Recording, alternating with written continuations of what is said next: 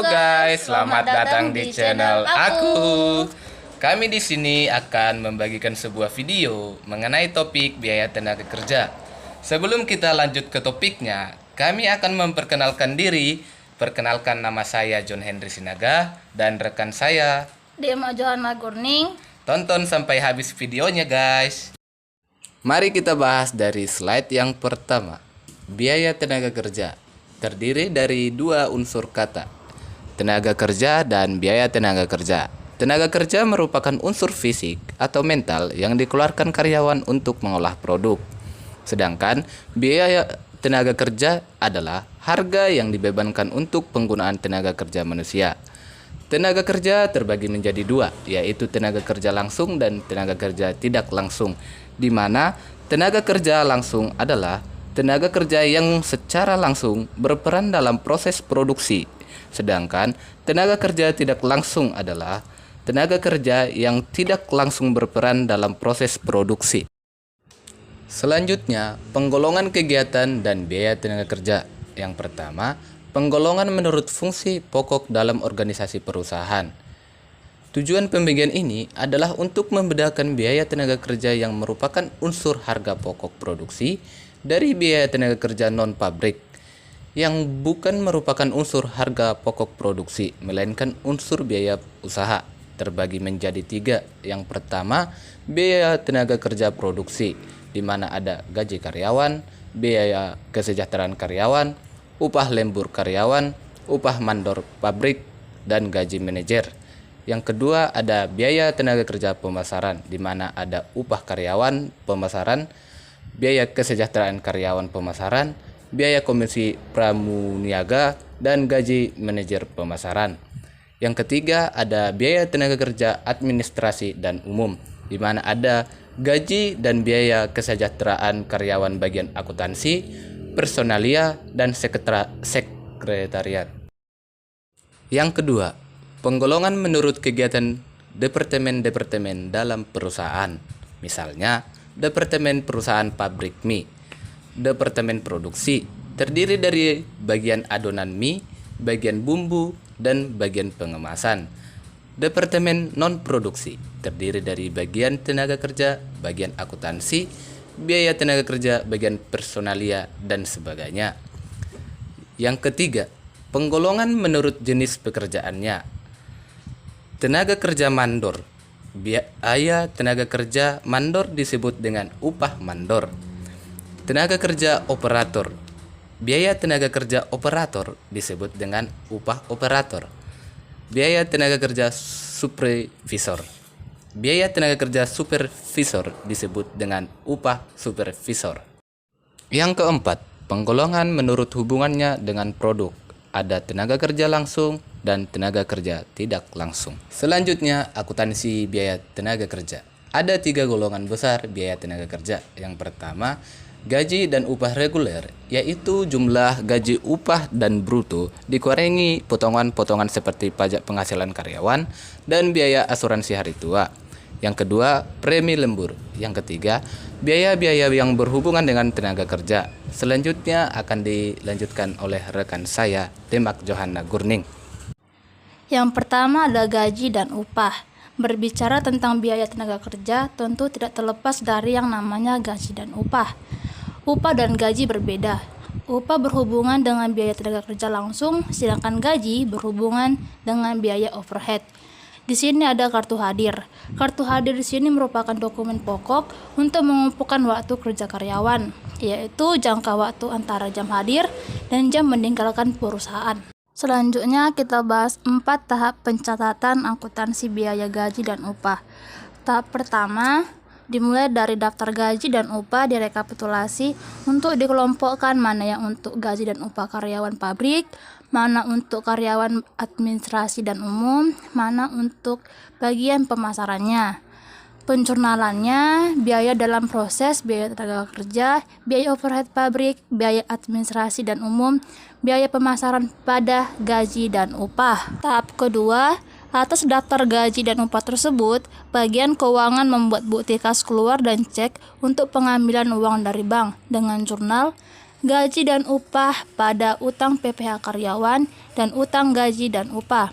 Tahap ketiga, setelah cek uang di bank, uang gaji dan upah diterima oleh karyawan dan karyawan menandatangani daftar gaji dan upah sebagai bukti penerimaan gaji dan upah tersebut, dibuatlah jurnal dengan sebagai berikut: utang gaji dan upah pada kas karena kas berkurang. Tahap keempat, tahap terakhir adalah penyotoran hasil atau PPh karyawan ke kas negara dengan jurnal utang karyawan pada kas. Contoh, misalkan perusahaan makmur memperkerjakan 2 orang karyawan, ada karyawan Rudi dan Siska. Berdasarkan kartu hadir mingguan ketiga bulan Juli 2018, Departemen Sumber Daya Manusia sebagai pembuat daftar gaji dan upah membuat daftar gaji dan upah untuk periode yang bersangkutan. Menurut kartu hadir karyawan, Rudi bekerja selama seminggu sebanyak 35 jam dengan upah per jamnya Rp1.000. Sedangkan karyawan Siska selama periode yang sama bekerja 40 jam dengan tarif upah Rp1.250 per jam. Berdasarkan jam kerja mereka, upah yang dibayarkan kepada mereka dalam seminggu tersebut adalah Rp85.000. Menurut kartu jam kerja, penggunaan jam hadir masing-masing karyawan tersebut disajikan dalam gambar berikut. Pada tabel data jam kerja karyawan, untuk pesanan 159 dikerjakan oleh Rudi selama 10 jam, Siska selama 25 jam. Untuk pesanan 065, Rudi mengerjakan selama 25 jam, Siska mengerjakan selama 10 jam. Untuk menunggu persiapan pekerjaan, Rudi menghabiskan 0 jam dan Siska menghabiskan waktu 5 jam.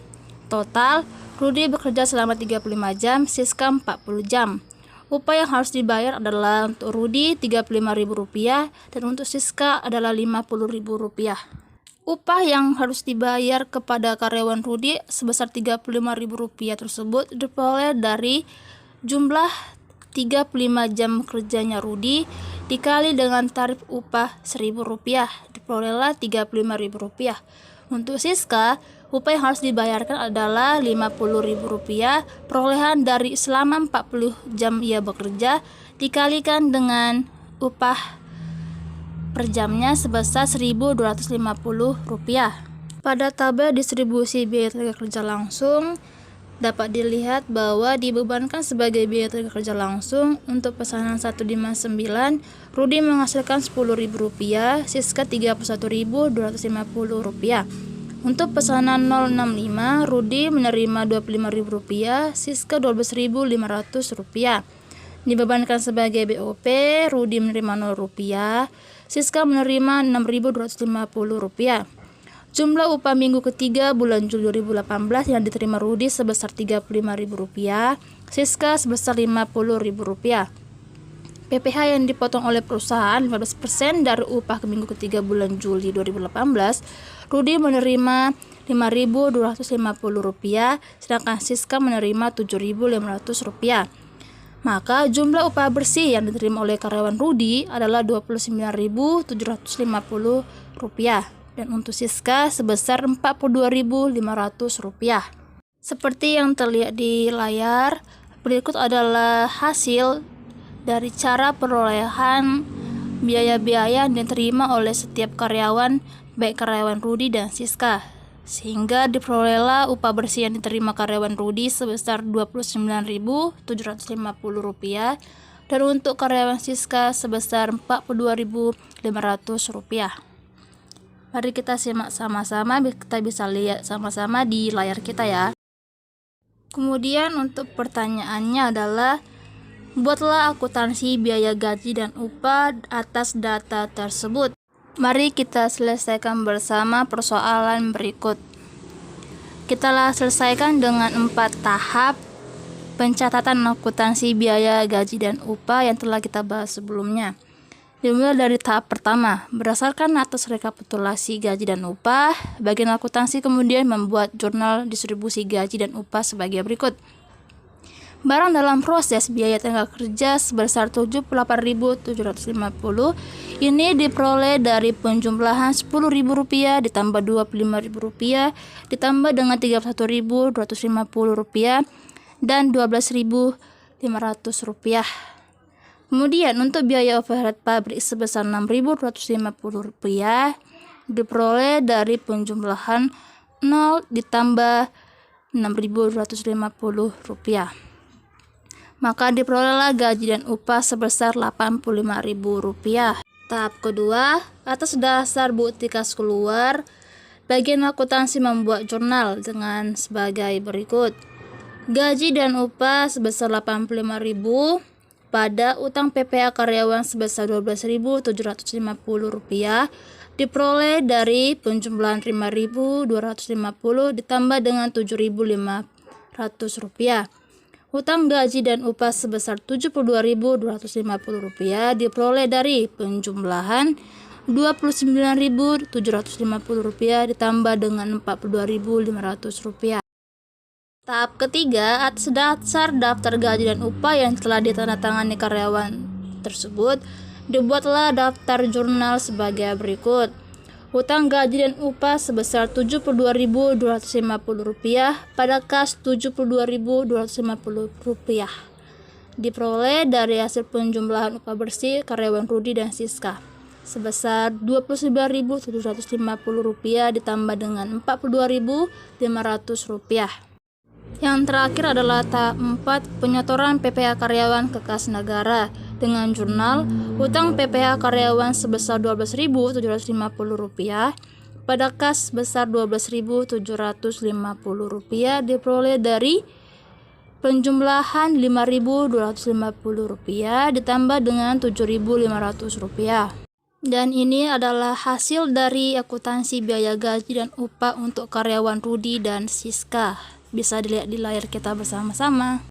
Selanjutnya kita bahas tentang insentif, di mana insentif ini biasa diberikan oleh perusahaan kepada karyawannya sebagai bentuk motivasi kepada karyawan untuk lebih giat bekerja lagi. Insentif ini sendiri dapat diberikan oleh perusahaan kepada karyawannya dengan cara yang pertama, yaitu dengan insentif satuan dengan jam minimum.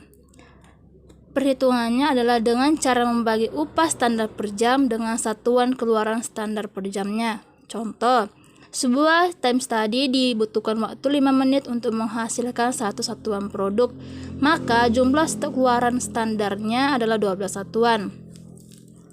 Jika upah pokok sebesar Rp600 per jam, maka tarif upah persatuannya adalah Rp50.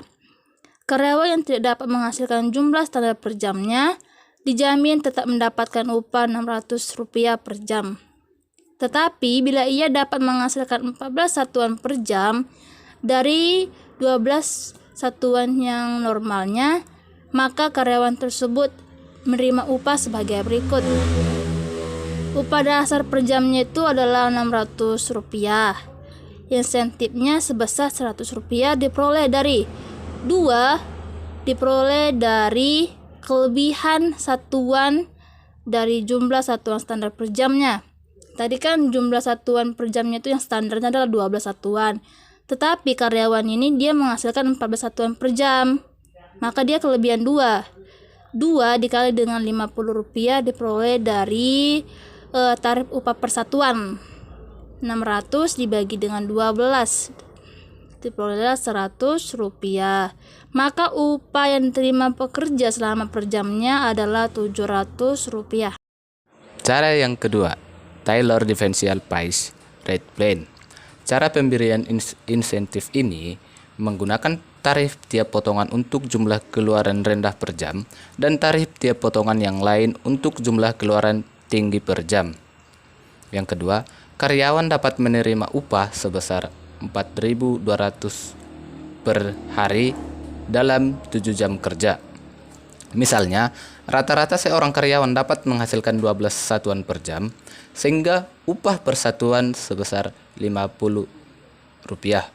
Upah per hari dibagi dengan jumlah yang dihasilkan per hari sebanyak Rp4.200 dari perkalian 12 satuan dikali 7 jam kerja. Dalam Taylor Plan ini, misalnya ditetapkan tarif upah sebesar Rp45 per satuan untuk karyawan yang menghasilkan 14 satuan.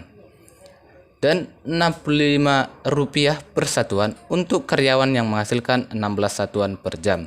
Maka upah jam karyawan dihitung sebagai berikut, di mana karyawan yang menghasilkan 16 satuan per jam mendapatkan upah Rp1.400 per jam. Sedangkan bila karyawan yang hanya menghasilkan 12 satuan per jam, maka upah dihitung sebesar Rp540. 2. Premi lembur. Dalam perusahaan, jika karyawan bekerja lebih dari 40 jam satu minggu, maka mereka berhak menerima uang lembur dan premi lembur. Misalnya, dalam satu minggu, seorang karyawan bekerja selama 44 jam dengan tarif upah dalam jangka kerja biasa maupun lembur sebesar Rp600 per jam. Premi lembur dihitung sebesar 50% dari tarif upah. Upah karyawan tersebut dihitung sebagai berikut, di mana jam biasa 40 jam dikali Rp600 dengan jumlah Rp24.000. Lembur 4 dikali Rp600 dengan jumlah Rp2.400. Premi lembur 4 dikali Rp300 dengan jumlah Rp1.200. Maka jumlah upah yang didapat karyawan tersebut dalam satu minggu sebesar Rp27.600, di mana 4 adalah kelebihan dari jam kerja biasa. Kemudian yang Rp300 adalah 50% dikali Rp600. Yang ketiga, biaya-biaya yang berhubungan dengan tenaga kerja. Ada 3 cara perlakuan terhadap biaya awal produksi. Yang pertama, dimasukkan ke dalam kelompok biaya tenaga kerja langsung. Yang kedua, dimasukkan sebagai unsur biaya overhead. Kemudian ada jurnal untuk mencatat biaya pemula produksi. Biaya overhead pabrik sesungguhnya ada di debit, kas, utang dagang, persediaan ada di kredit. Yang ketiga, dibebankan kepada pemesanan yang bersangkutan. Misalnya, seorang karyawan harus bekerja 40 jam per minggu dengan upah Rp600 per jam. Dari jam tersebut, misalnya 10 jam adalah waktu menganggur dan sisanya digunakan untuk mengerjakan pesanan tertentu. Berikut jurnalnya. Barang dalam proses, biaya tenaga kerja langsung dengan upah Rp18.000 dari penjumlahan 40 dikurang 10 jam dikali Rp600. Biaya overhead pabrik sesungguhnya sebesar Rp6.000 dari perkalian 10 jam dikali Rp600. Maka jumlah gaji dan upah yang diterima sebesar Rp24.000. Sekian yang dapat kami jelaskan, semoga bermanfaat dan membantu teman-teman sekalian. Terima kasih.